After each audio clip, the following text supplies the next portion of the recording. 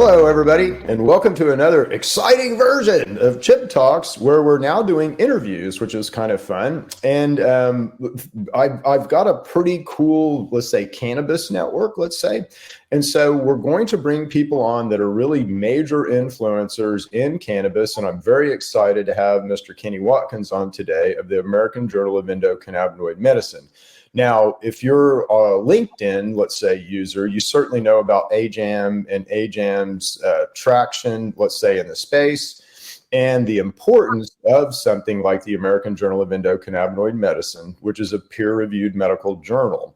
So I'm very happy to have Kenny Watkins on with me today to talk a little bit about the importance, let's say, of peer-reviewed medical journals, AJAM, and kind of the importance of something like that, let's say, in the international space. So welcome, Kenny. Very glad to have you today.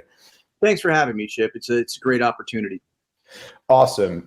So really excited to have this conversation. I think we're going to have some fun, and we're going to drive out some points. So do you want to tell us a little bit about AJAM and kind of, what's going on, let's say, with AJAM right now? Sure. Let's jump right in. So, as you know, Chip, we were acquired by Haymarket in December of 2022. And I have to say, they put a ton of time and effort and resources into creating this magnificent website, which was launched end of July, early August. And then in February of 2024, they kind of let me know that they were no longer going to be publishing AJAM. And while I was disappointed, from an intellectual and business standpoint, I understood where they were coming from. And that's where we stand. So right now, Haymarket owns the title, the URLs, and all the content. What's been interesting is after a couple days of not publishing, I wasn't hearing anything, which was kind of scary. And then after about 7-10 days, people started reaching out to me, mostly on LinkedIn, actually, saying, what's going on? I haven't seen you guys publish. What's the status of the journal? Are you interested in getting involved in this or that? And it got real interesting real quick. Yeah, it's interesting from a business perspective. The whole, U.S. cannabis market is interesting, meaning that like a company like Haymarket would expect to enter, let's say, a silo of medical interest, like radiology, and expect to be able to market their stuff, to radiology doctors and anybody interested in radiology and sell subscriptions and all that, just like they normally do in any other silo. Well, when you look at marijuana or cannabis, as, let's say, a silo, a medical silo, it really, you have doctors who are, kind of, don't really even know what they're doing, honestly. A lot of doctors that, and I mean that with all due respect, doctors who are writing medical prescriptions. And so the market really isn't there for the same type, business exercise that they're used to doing. So I get, why they probably did it, but gosh, the need. Can you talk a little bit about like the traction that this is getting internationally over just the U.S. market and kind of the need to talk, for the world to talk? Chip, it's interesting. You could go to, the AJAM LinkedIn page right now and see, the tremendous response that we get when we post articles. And a lot of those responses, maybe most of those responses, are coming from outside the United States. And that's where there's a need. And more importantly, that's where there's a market. Right? There's a very robust market in Latin America. There's a very robust market in Australia. These are doctors that are prescribing medical cannabis, but have never been trained or taught how to do so. So, what we prided ourselves on with the AJAM website was, constant updating of medical information on the daily basis. And then the plan was to go on and create, CME and non-CME education for those countries that are more advanced than the United States, which is most of them at this point. And you were a little bit, if I think I know this, but you were a little bit constrained for pursuing international markets, under kind of the Haymarket umbrella. Is that right? Yeah. So it was difficult for us to kind of pivot from the American market to the international market, and because of that, we were kind of stuck in a market that wasn't really mature enough to sustain a product like AJAM. Yep. Nobody's fault. This market will explode one day. I sound like a madman a little bit when I say that, because I've been saying it for so long, but I'm convinced of it. This market will lead the industry, the American market, at some point. And wouldn't you say that, right now you've kind of got pharma and you kind of got cannabis, in two different worlds, right? If I'm pharma, I'm not going to go spend a bunch of money on something that's medically irrelevant, completely unsafe, and horribly addictive, so as long as it's Schedule 1, I don't think I'm going to play. But when Schedule 3 happens, now you have the, kind of the traditional, let's say, medical system, involved. And I just see this. So I think the world changes at that point, certainly from, let's say, the market of physicians that are in the US that are interested in learning about, the endocannabinoid system, under present conditions versus under Schedule 3 conditions. Don't you think that'll be almost mandated? Yeah. It's my understanding, Chip, that any product that can be prescribed, you have to take continuing medical education on, right? So I think what's going to happen with Schedule 3 is, yes, there is going to be this influx and avalanche of new products, but that's not going to happen immediately. What will happen immediately the day after Schedule 3 is approved is this massive need for education. Because where doctors in America maybe could decide, I don't need to be educated on medical cannabis, now they absolutely need to be educated on medical cannabis, because now patients are, even now, before Schedule 3, this has been a patient-driven medical revolution where patients have been coming to doctors saying, I want to get off this product and onto something more organic, more natural. I read an article about medical cannabis being great for sleep disorders. What can you tell me? And I feel bad for doctors, Chip, in this situation, because a lot of them don't even know what they can legally discuss with a patient. And those that do are few and far between. I think if I'm a physician here in the United States, first of all, I wasn't taught about the endocannabinoid system, so I don't even know about it. When you talk to me about it, I just think you're trying to sell me cannabis or convince me that it's a great thing or whatever, right? So I don't really even know that I'm ignorant, right now. But when Schedule 3 comes, again, now you're going to have, you'll have cannabinoid drugs in hospitals. You'll have cannabinoid drugs in the insurance system. You'll have doctors that will have to understand cannabinoid drugs in order to administer and prescribe them. So just like any other medicine, they will be a real part of the system. But at that, if I'm a doc, it's interesting that Haymarket kind of made this decision, because I get it from a business decision, but it's a little short-sighted. I think they could have, let's say, business-wise, made a whole lot of money if they just would have waited until Schedule 3. So tell me about, surely there's other publishers going, well, now this is kind of interesting. Well, that is where it got interesting, Chip. So like I said, for the first 10 days, I'm out here on an island and literally no one is reaching out, which was weird. And then all of a sudden, I wake up to just an avalanche of DMs, like, what's going on? How come you guys aren't posting? Are you guys publishing? What's happened? Are you guys done? Are you available to be bought, partnered with? And no, we're not. Haymarket owns the title. Haymarket owns the content and the URLs. That said, we've been approached by a couple folks that have said, like, hey, we love the idea. We love what you guys have done with AGEM. We think certainly it's necessary that an AGEM exists out there. Mm-hmm.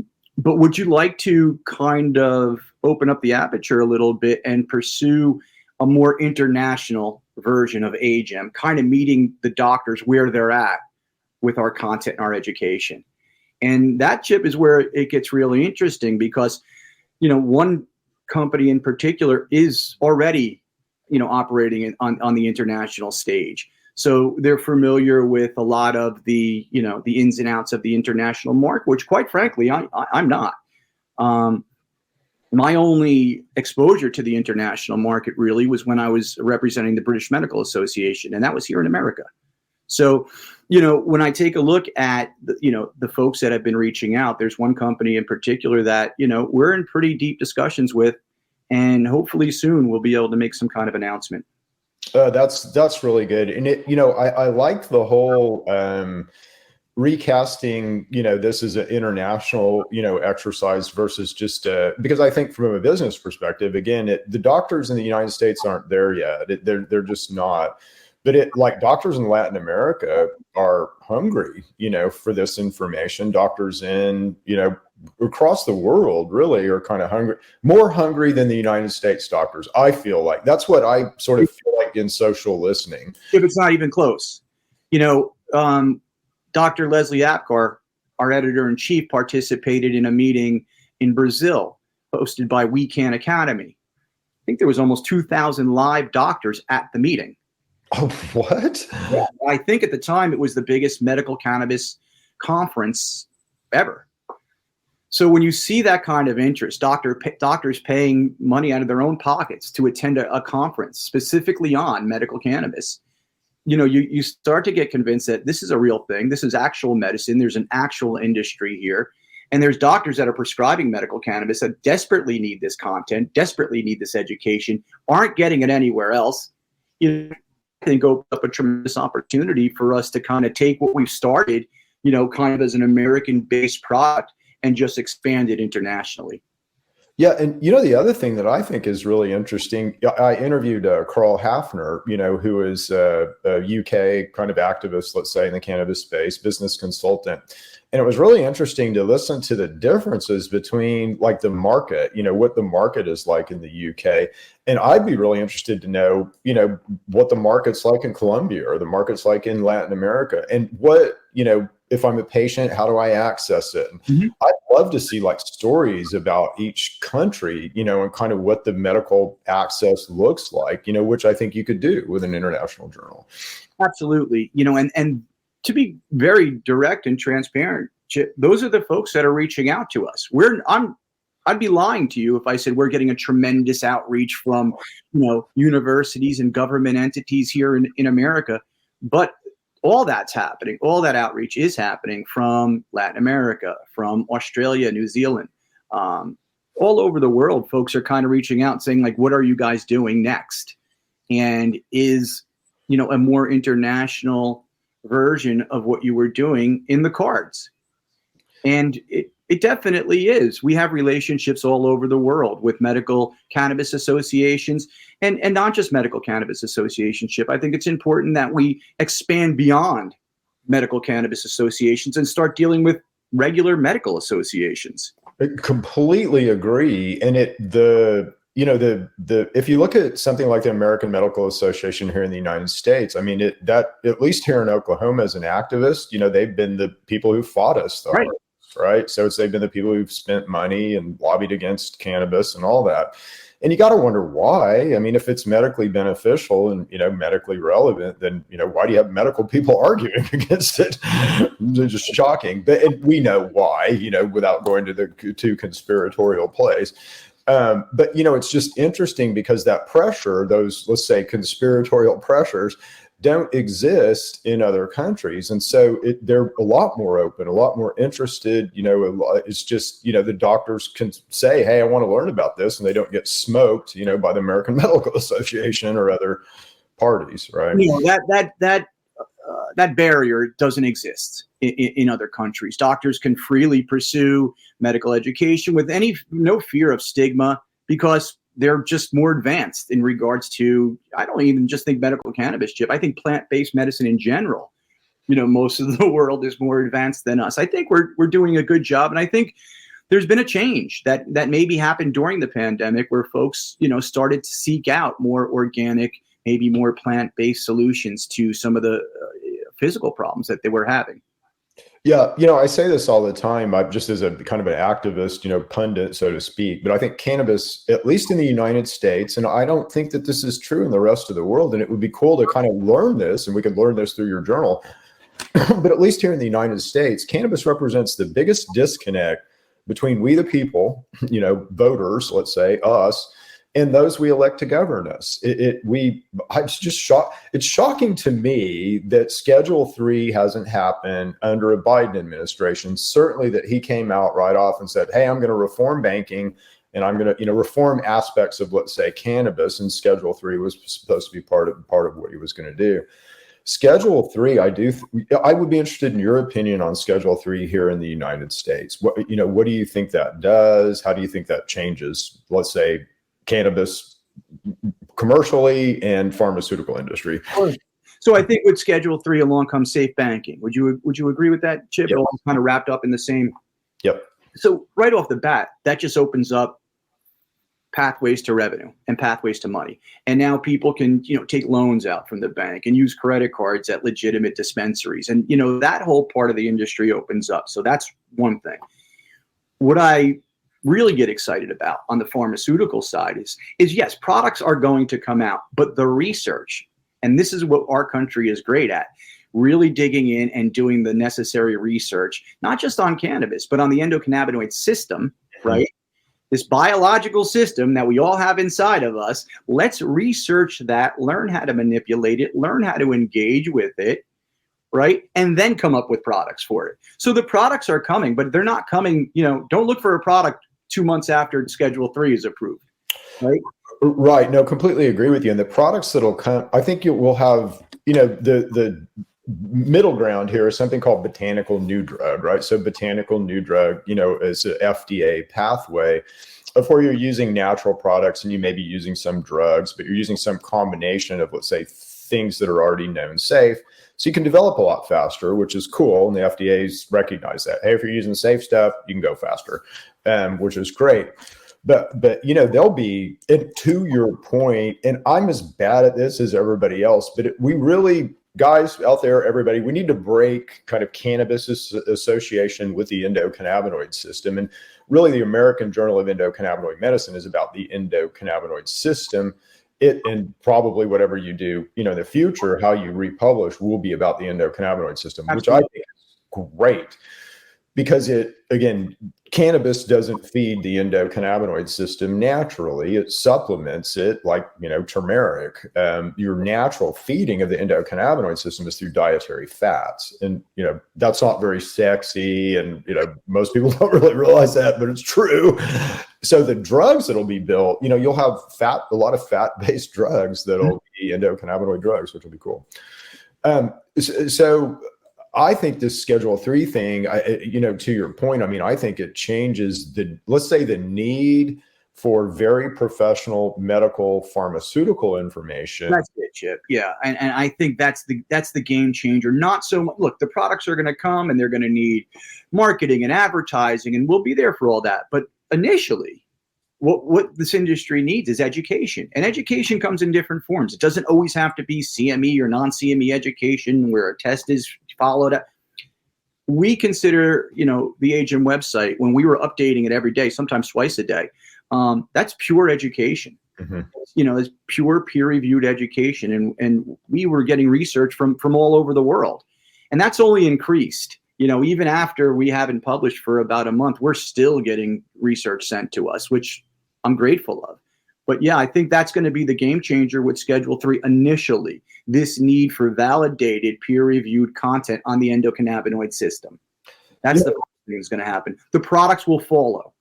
The research will happen first, then the products will follow. But we're still looking at an American market, product-wise, that might be a year or two away.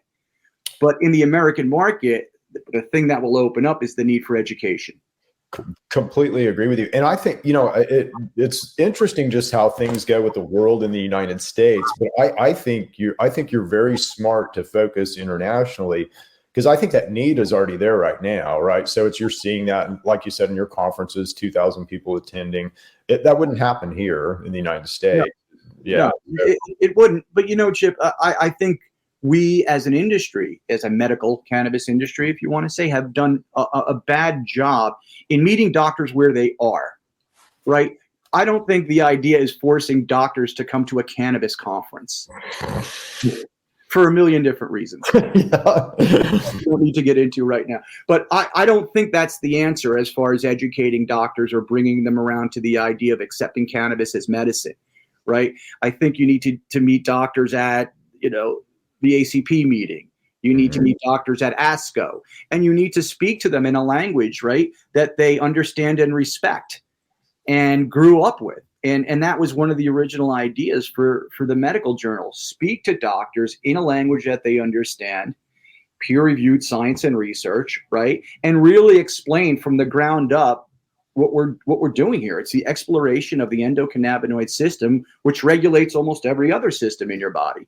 So again, the need for education is going to come first, and then the products will follow. Yeah, I just, almost ethically, there has to be a journal. There has to be a journal for these doctors, because this is going to flip around so fast, right? It's, if it may happen still under the Biden administration, doubtful. I know it's going to happen under, well, let's say if Trump gets reelected, I know that it will happen under Trump administration, because I just know some of those people, as do you. So, it's going to happen fast. And if I'm a doc out there, I need a safe harbor. I mean, I need somewhere where I could put my ad and say, gosh, I could go trust, Kenny over here with a international thing that he's doing. So I hope that this, it's important. Gosh, if you guys are out there, if somebody's out there in a publishing house, if you're out there in industry, it's very important that this journal continues, just, almost for the sake of mankind. Seriously. Yeah. Chip, when we take a look at the responsibility, right, that we kind of have as an industry to educate these doctors, we've really thrown them into the deep end of the pool with this state by state medical cannabis programs, and none of them follow the same template. And it's real Wild West out there. I don't blame doctors. When I speak to doctors, again, I feel bad for them. I don't blame them for not wanting to get involved with medical cannabis.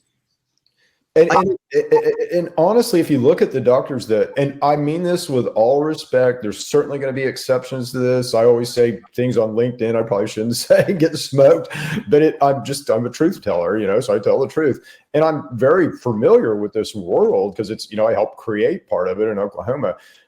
So, you look at the doctors that are, let's say the doctors that are in medical marijuana right now. Well, what do those look like? Well, they're the doctors writing recommendations. You can't even call them prescriptions. Oh. And those guys are generally, they're either retired guys who have retired and I want to make some extra money. They're kind of guys that are at the bottom of their profession, honestly. Or they're guys that, are just, want to do something else or make a little bit of extra money.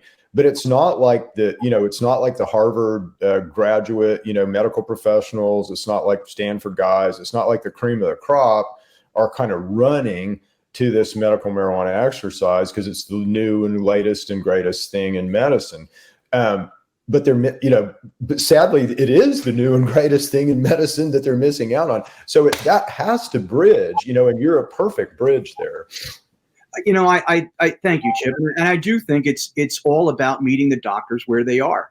You're not going to convince a doctor that cannabis is medicine by bringing them to one of the typical shows, right? That at least here in America that I've been to, and they vary, But if you'll scare them to death if you bring them to the typical show.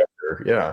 But where a doctor wouldn't be scared to death was in Brazil in November, where all the information was peer reviewed. All of it was medical and research and science, right? And really drilling down on the subject of the endocannabinoid system and how to manipulate it from a medical scientific standpoint. Yeah, those interviews were so good from that conference. Are those interviews still available? Do you guys? Haymarket has been kind enough to leave the AGM website up and active. So all the interviews that we've done, whether it's from the MAPS meeting in Berlin or any of the meetings that we attended in the last year, those interviews are up there, and it's rich content. There's a lot to be learned from those interviews. And you're also your philosophy, I guess, with the journal as it continues, you're also going to incorporate entheogens, right? So mushrooms and hallucinogenics and things like that. We always have, Chip. Yeah. That's why we went out to the MAPS meeting, and then the other psychedelic medicine meeting in Berlin. Again, anything that impacts the endocannabinoid system, we are obligated to report on. So it's not just cannabis and psychedelics. It's kind of mundane things like turmeric and black pepper and all of these things, and fasting and diet.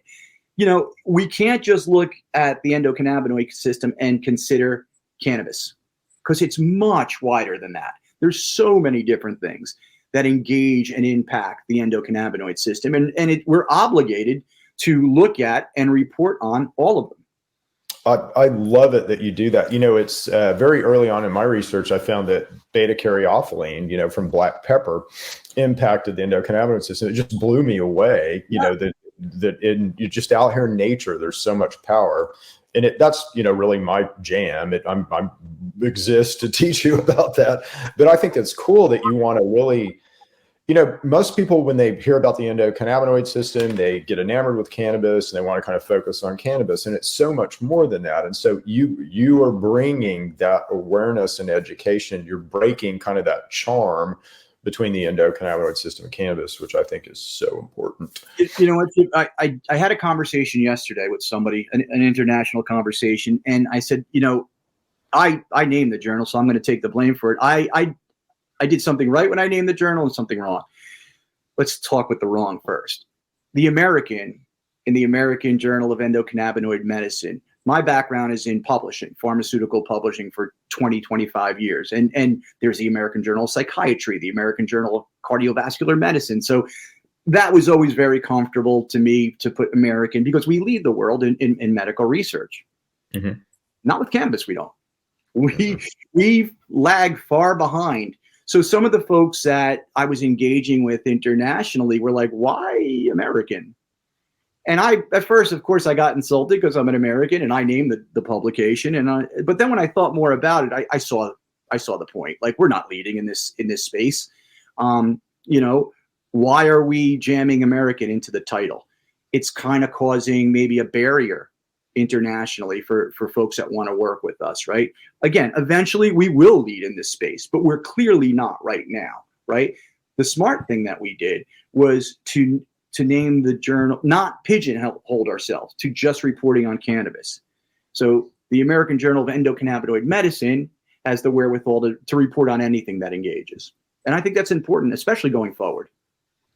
Yeah, no, me too. And so as you kind of look at the world, we'll talk about Germany in a second, but other interesting places in the world that you're seeing that are kind of hotbeds, let's say, of activity that maybe I don't even know. So it's interesting to talk to you about this. But what are the other areas in the world that are hotbeds? Would you say? Australia is not a country that would jump to mind as being a leader, right, in the cannabis sector. But they are, right? Doctors there are prescribing medical cannabis, and there's a deeper understanding of how it works, delivery systems, drug-drug interactions. But they are, because they're kind of advanced, they even need this content maybe even more because they're engaging with cannabis more on a daily basis. So, Australia, New Zealand, obviously Israel has been studying cannabis for 25, 30 years. And then Latin America. Yeah. Some of the connections that we have down in Latin America have been coming to us even in the last month to say, like, hey, what's going on, and can we get something going in Colombia, in Argentina? Because that's where cannabis is kind of exploding. There's explosions like all over the world, Chip. I mean, every day I feel like I wake up. Today was Germany. Yesterday was some other country that is either approving legislation for medical cannabis or moving forward in research in some capacity. It's just an exciting time for this market. And then again, all this is going on, all over the world. And then here in America with Schedule 3 maybe happening soon. But the idea, Chip, is not to wait around for the American market.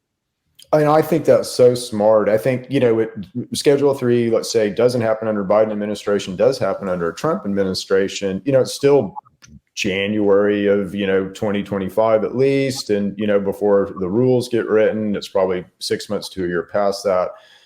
So we're well into 2026 before that really impacts anything here in the United States. But, if I'm a pharma company, I might want to start my drug development now. Because I know it's going to happen. The company, it's go time, the day Schedule 3 gets approved if you're pharma. But if you're doing what we do, in the medical content space, and you're looking for products that will market and advertise through you, that I don't see that happening, right? But what does happen again is this immediate flip of a switch need for education on the endocannabinoid system. That's what happens with Schedule 3. This automatic need, like I can't avoid it anymore. I have to get screwed up on the endocannabinoid system. And if I'm Dr. Bill out here, and let's say I'm a hospitalist or emergency room guy or whatever, guess what, Dr. Bill, you're going to be required CME wise to learn about this system, when Schedule 3 likely happens, because there's going to be drugs you're going to be administering that have to do with it. So it's this coming, for every physician down the road at some point. At some point, you know what, Chip? You can operate in adjacent foreign markets, and whenever the American market comes around, it comes around, and you're in a good position to take advantage of that. But to sequester yourself to the American market is, I don't think you're going to realize the revenue that you need to sustain yourself, quite frankly. Yeah. But to your point, Latin America, Australia, Israel, now Germany, Canada, I mean, all over the world, the need for this content is exploding and expanding. Yeah. And even so like Germany, let's say, so Germany's going to roll out as a liquor store exercise, right? So they're going to roll out kind of recreationally. I am of the opinion, it'd be interesting to see what you think, but I'm of the opinion that it doesn't, hey, I like to use marijuana for fun. Well, again, that's kind of a medical, use. It really doesn't matter, what rationale you have for using marijuana. It likely is something that's calming your mind. It's helping you in some way.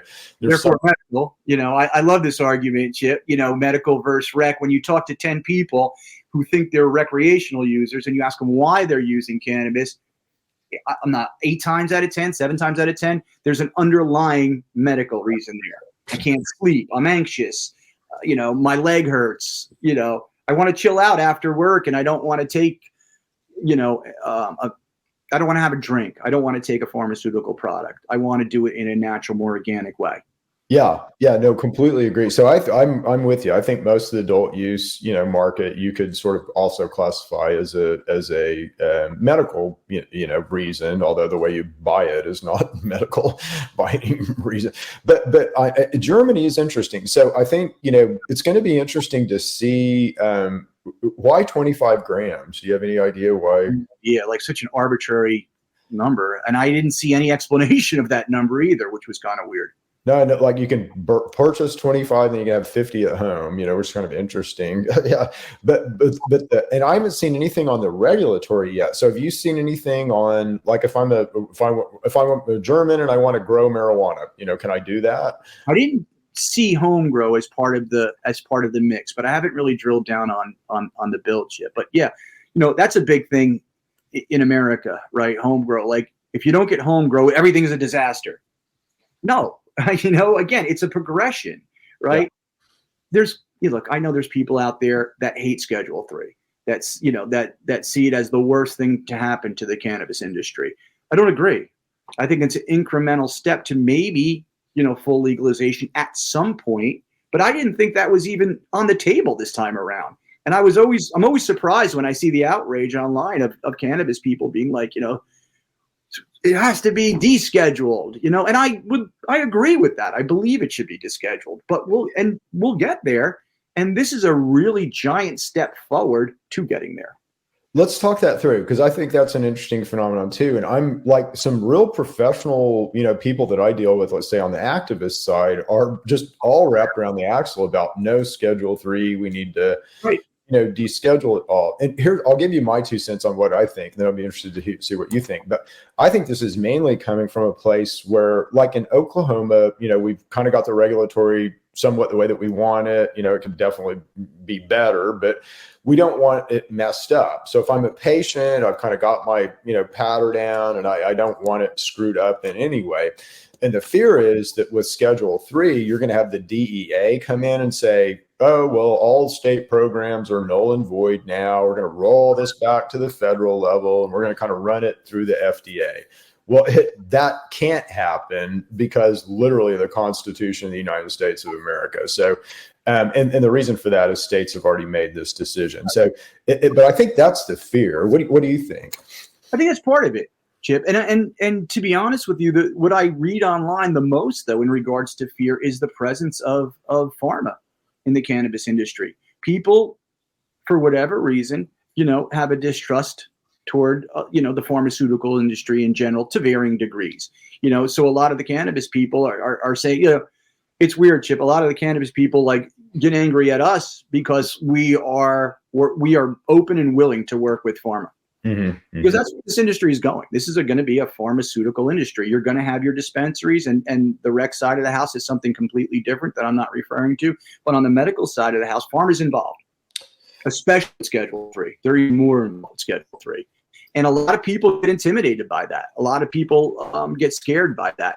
Maybe because I've been operating in the pharmaceutical industry, my entire professional life. I'm familiar, with the way things kind of work. I'm kind of more accepting of the fact, of their presence in the industry. And not only am I accepting of it, Chip, I think it's a net positive for the cannabis industry. Because play it out. If Schedule 3 doesn't happen, where are we? We're, as an industry in America, we're kind of in this mushy, weird, gray area where is it legal? Is it not? Is it medical? Is it recreational? We've been here too long, man. And somebody has to step in and kind of lead the way to say, okay, listen, medical folks, come with me. This is what we're going to do. And we're really going to learn about this from the ground up, from a reliable source, right? From subject matter experts and key opinion leaders that really understand the plant and the delivery systems and the mechanisms of action behind everything and all that good stuff in a strictly medical setting. How much do you think so Schedule 3, how much do you think it increases the market capitalization of cannabis right now? I can't even imagine what that number would be, Chip. I mean, you read crazy numbers on the internet, I would kick that back to you. What do you think? 10x, maybe. Way more than that. I think it is. So, and that's the people in the industry are like, oh no, we don't want pharma in the industry. Yes, you do. You absolutely do. I would speak to people from CBD companies that are like, oh, it's the last thing that no, it's exactly what you do need.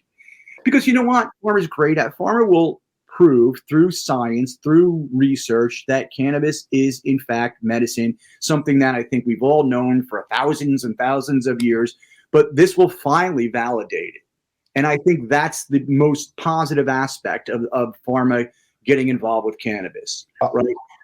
I can't think of a lose, so if I'm a patient, I win because, now I could, a lot of it's paid for insurance, right? Which is kind of nice for me. If I'm a commercial operator, let's say I'm a grower, and again, I hear this from a lot of growers, gosh, pharma's going to come in, they're going to grow. No, they're not going to grow. They're going to give you a bunch of SOPs and they're going to pay you $5,000 a pound for if you can produce, right? So I don't think anybody loses. It's scary because pharma's been kind of the big, evil bad guy, but I know lots of people in the pharmaceutical industry that are really good people. Mm-hmm. Me too. Yeah. Me too. So it's not like all pharma is evil, and pharma has money, and that's what we kind of need in this industry. So I love this. This is really good discussion, Kitty. So let's say, what do you think this looks like in 5 years? So what do you think what do you think the appetite for physicians on what you have to offer and the appetite around the world on what you have to offer is in 5 years? In 5 years, I think this American market is fully mature and underway. I think there's products. I think there's a need for not only obviously marketing and advertising, but more importantly, science and research and education. And again, that starts the day after Schedule 3 is approved. That's what gets me excited, Chip. Like, as far as America is concerned, it's not going to be the traditional medical journal model, I don't think, where you advertise and you do other marketing tactics to bring product awareness to physicians.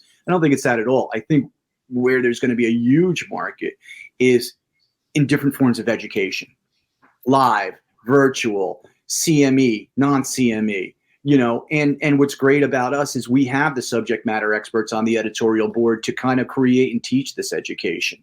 And This is so important. I sort of think about things right all the time. I'm like, okay, well, an endocannabinoid system is going to be professional. It's going to, be out there for physicians. But in order for that really to happen, it has to be taught at a kind of secondary school level. So it's got to be taught in major universities. And in order for it to be researched, you have to have PhD programs. So I think that's really important. For how do you build a PhD program? There are no PhDs yet. Who's going to build the program? Chip, there are doctors, right, that are experts in medical cannabis. Maybe they don't have a specialty. Maybe they have just a certificate. But we have to go with what we know right now. And we know a ton. I hate when there's no research on medical cannabis. Do a PubMed search. There's tons of research. And, and if you want to take it back even further, you could say this is the most researched plant in the history of mankind. If you go back to China and look at the amount of research that's being done and the applications, right? The medical applications of cannabis, it's been going on for literally thousands of years, right? Again, I agree with you. It doesn't make any sense to go down the conspiratorial paths of why this has been suppressed for so long. And especially since I think that day is going to be over soon. I don't think it's going to be suppressed any longer. And Schedule 3 helps us get to that place, whether people like it or not.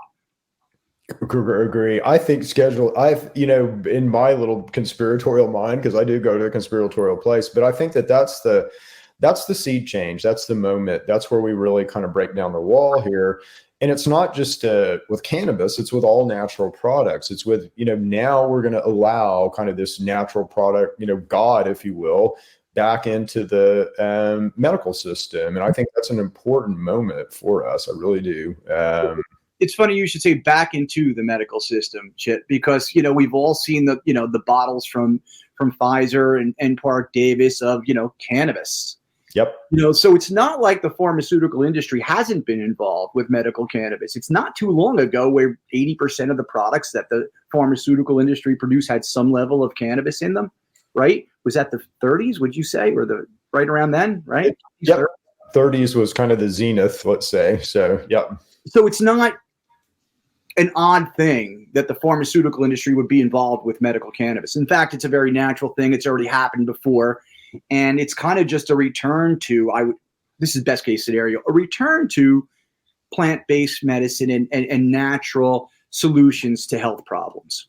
Yeah. Yeah. No, I think that's where we're headed. I'm, kind of bet my career in life on it, but I really do think that that's where we're headed. So, and this is a good place to leave it, I think, Kenny. But as we get find a new home, and I'm going to make this a personal responsibility. And I hope many of you guys out there will make this a personal responsibility to find a new home for Mr. Kenny Watkins and all he has to offer.